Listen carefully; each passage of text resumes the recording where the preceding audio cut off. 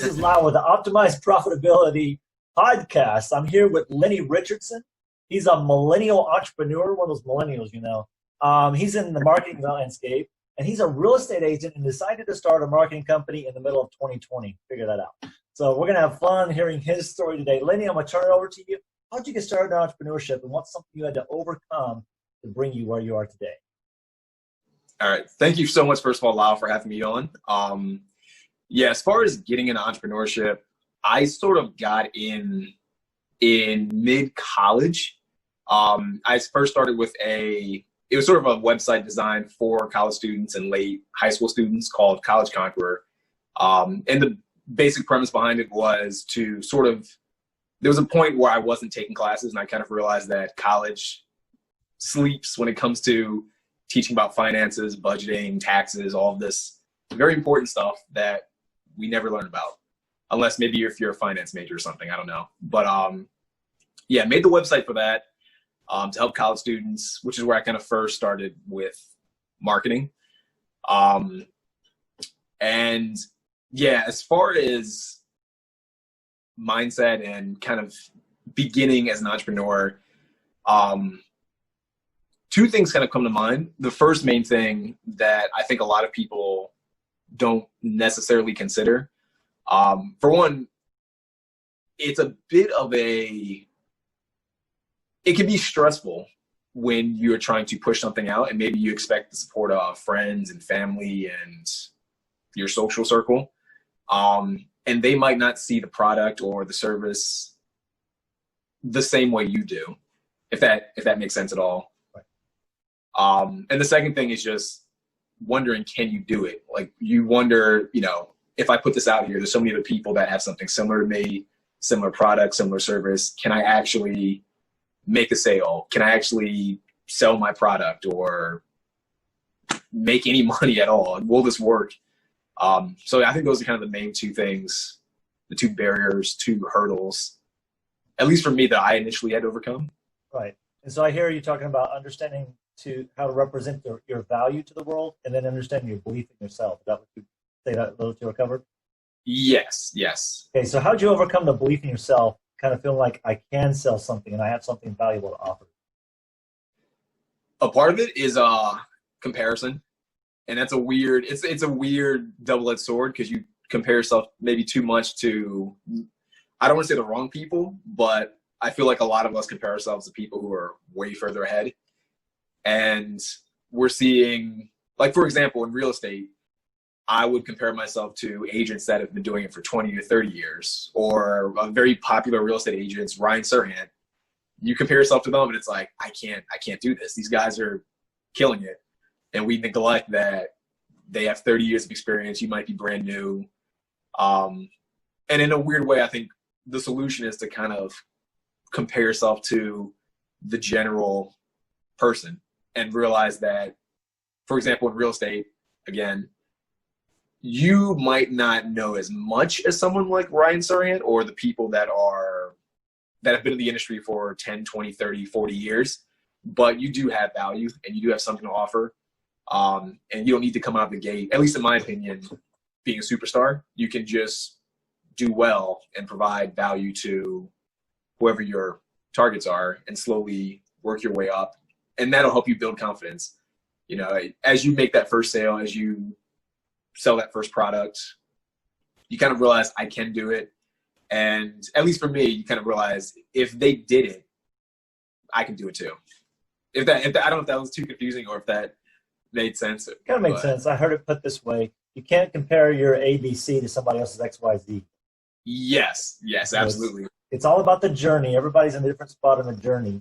And so you had to overcome a belief in yourself. Did you read books? Did you listen to podcasts? How did you do that? Because you're comparing yourself to someone, you're seeing this big shot, and that's where you're headed towards. But what did you do internally to make that? Books helped a lot. When I first started out, I read a lot of books, and that kind of helped with the confidence, because as you start to read more, you get more information. Some books you read? I would say one of the first books that was super influential was The Power of Habit by Charles Duhigg. Okay. That was a really big one for me, because it kind of taught me that habits really impact your daily life. Oh, geez, I realized I was on. Sorry about that. And and then I would say another good book is How to Win Friends and Influence People. That's a pretty good book. As far as just kind of building that confidence, though, realizing that the people that are doing great now, again, started off, and it's good to hear their story and realize that, okay, when they first started, they weren't great. They didn't just start off making tons of sales or being a rock star real estate agent or marketer or entrepreneur or whatever they're doing.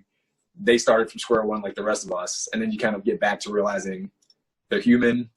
They have flaws. I have flaws, but just like they built themselves up, I can do the same thing as well. So you just kept pushing yourself. You're reading to put some more information in your body and everything. And then how did you overcome that factor of understanding your value? Like, I have to make that one sell. I have to realize that I can put that out in the world and somebody can get value from it. What is it that went through your mind going through the process? Kind of to the point of getting past that first sale? Yeah.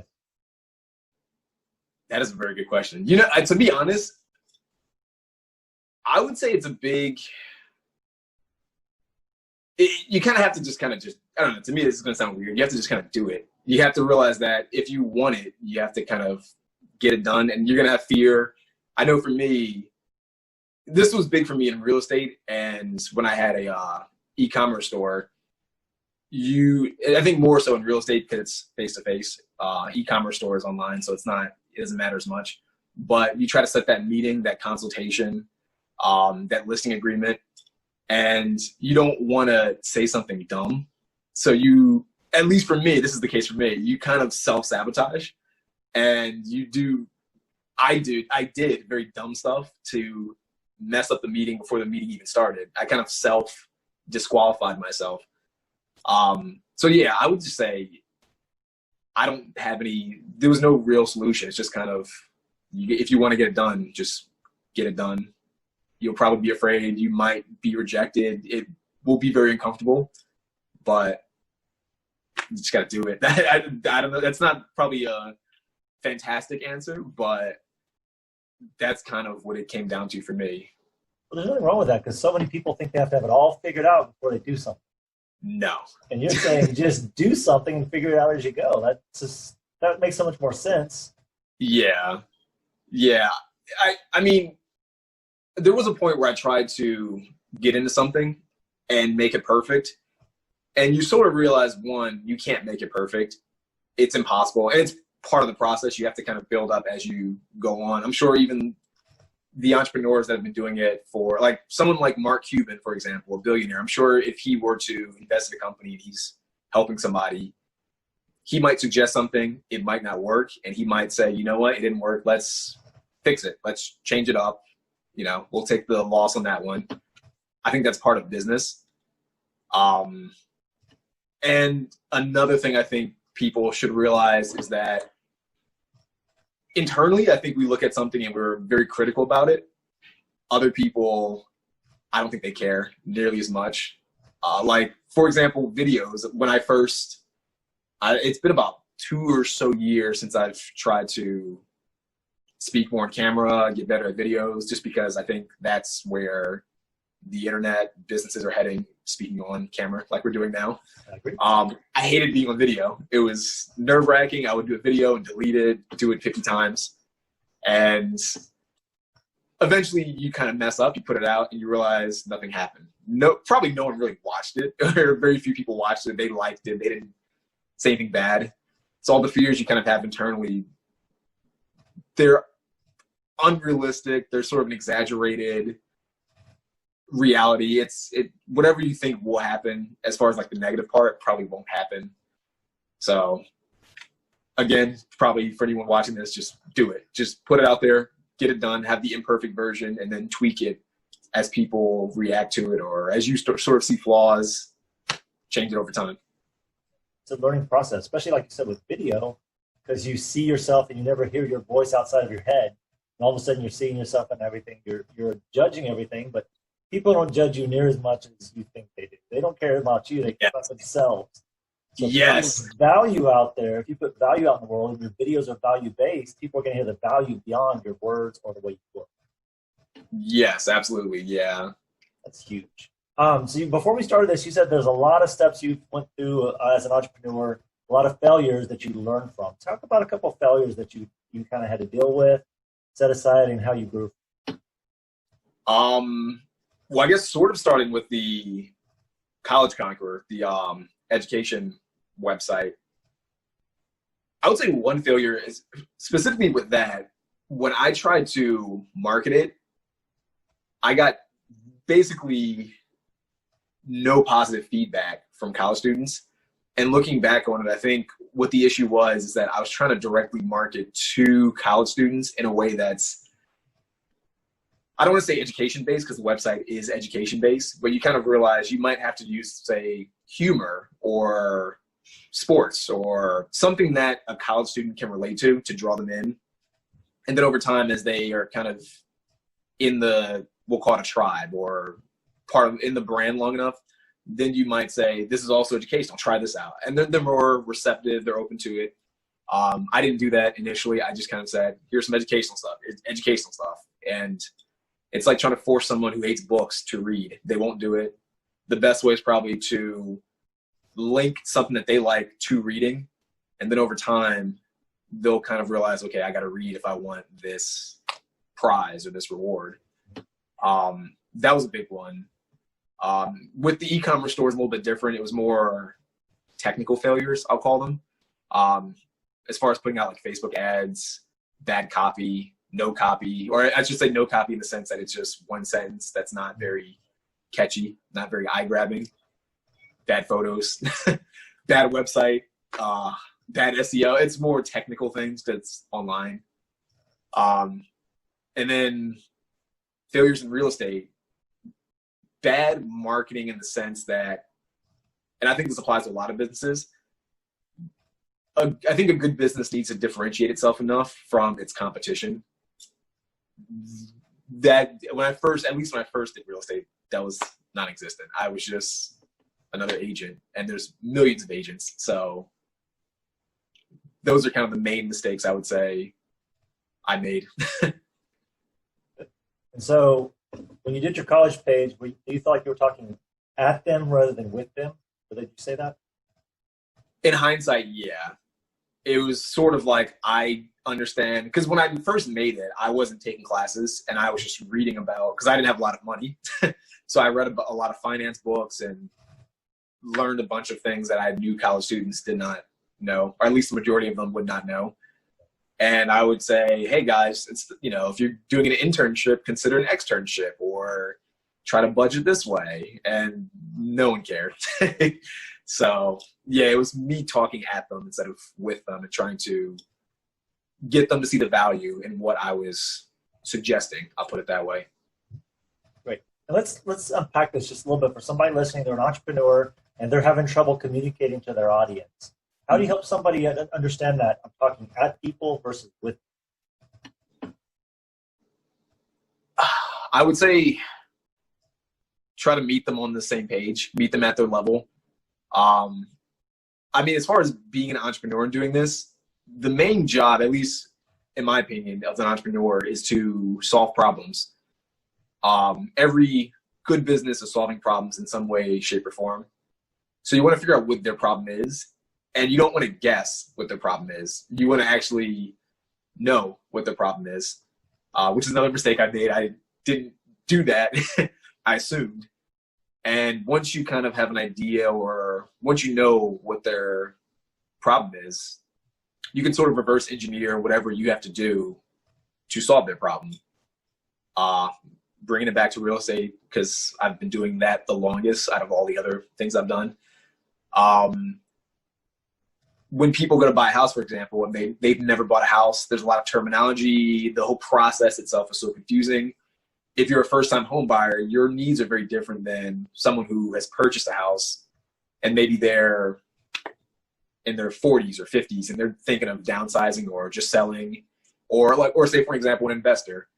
Everyone's needs are different. And if you try to just kind of market to them or suggest your services to them the same way, it's not really going to work, because what an investor needs is very different than what a first-time home buyer needs. What a first-time home buyer needs is different than what a third-time home buyer needs, and what a third-time home buyer needs is different than someone who is a seasoned home buyer who's just trying to downsize and because their kids are all gone and they're empty nesters. So, yeah. So long story short, figure out what they want and then give them what they want. It is that simple, but it takes some processing there to make that happen. Asking them questions, finding out where they're hanging out, and kind of getting into what they're doing, use their lingo, that kind of thing. So what's something you're doing right now in your life that you're winning that's helping you really increase your business and increase what you're doing? So for me, I would say it's being proactive. And this is still somewhat new-ish for me. But yeah, kind of, I think internally we kind of know what we should be doing. And there's a little bit of a barrier to doing it.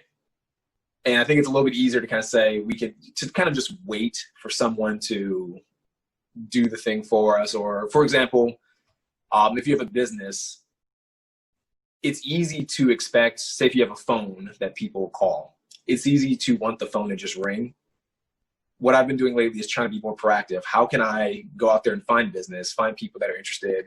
And that might be something as simple as just going on forums, talking to people.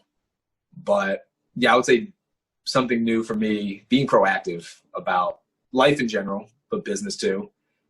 And yeah, I think being proactive rather than reactive in general is a good strategy. So what's something you're doing proactively in your business that somebody can take that little tidbit of something you're doing, put it in their business?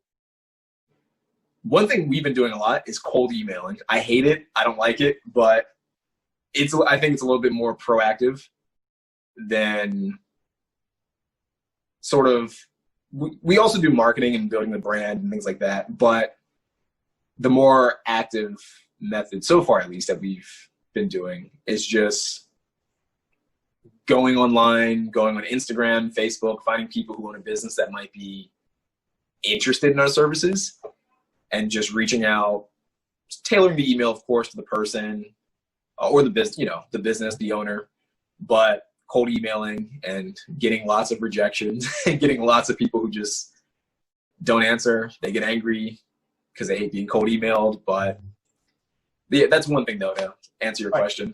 So if somebody doesn't know what cold emailing is, tell them what that looks like, what it actually is, and what's that little process? You just mail them one time? Do you have a little 3-part series? What do you do? So what we're doing now, and we're likely going to switch things up kind of based on what happens. But cold email essentially is just, they're not a lead. You find company B or A or whatever online. Maybe you're Googling or maybe one of their ads come up. And you kind of go, you know what, I'm going to reach out and see if I can convince them to hire me. And you reach out through email. What we like to do is find the owner. Just because, and I've worked in businesses that reach out to us. I've been the person on the phone who marketers call or salespeople call.